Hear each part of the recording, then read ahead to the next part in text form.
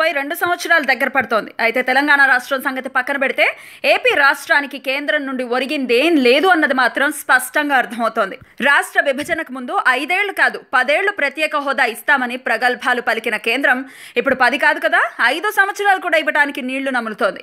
AP ప్రజలకు అన్యాయం చెయ్యం, అన్ని హామీలు నెరవేరుస్తాం, ప్రత్యేక హోదాపై చర్చిస్తున్నామంటూ ఇప్పటి వరకు మాటలతో మతలబు చేసింది. అయితే నిన్న రాజ్యసభ సాక్షిగా కేంద్ర మంత్రి హోంశాఖ సహాయ మంత్రి హెచ్పి చౌదరి చేసిన వ్యాఖ్యలను బట్టి చూస్తే ఏపీకి ప్రత్యేక హోదా ఇవ్వడంలో కేంద్రం చేతులెత్తేసినట్టే కనిపిస్తోంది. పార్లమెంట్ బడ్జెట్ 2వ దశ సమావేశాల్లో భాగంగా నిన్న రాజ్యసభలో ఏపీ ప్రత్యేక హోదాపై సుదీర్ఘ చర్చ జరిగింది.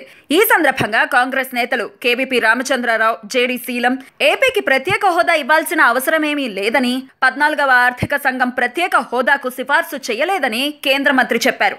విభజన చట్టం అమలు చేసేందుకు ప్రయత్నిస్తున్నామని, ఏపీకి హోదా ఇచ్చే పరిస్థితులు లేవు అని, అయితే ప్రత్యేక మినహాయింపులు ఇచ్చి ఆదుకుంటామని చెప్పారు. దీంతో ఏపీ ప్రత్యేక హోదాపై మోదీ సర్కార్ చేతులెత్తేసినట్టే అని స్పష్టంగా అర్థమవుతోంది. మరోవైపు ఏపీ ముఖ్యమంత్రి చంద్రబాబు నాయుడు కూడా కేంద్ర ప్రభుత్వం ఏపీకి ప్రత్యేక హోదా ఇస్తుందని తాను నమ్మి అదే నమ్మకంతో ఇంతవరకు ప్రజలకు చెప్పుకుంటూ వచ్చారు. అయితే ఇప్పుడు కేంద్రం మాత్రం చంద్రబాబుకు కూడా గట్టి షాక్నే ఇచ్చింది.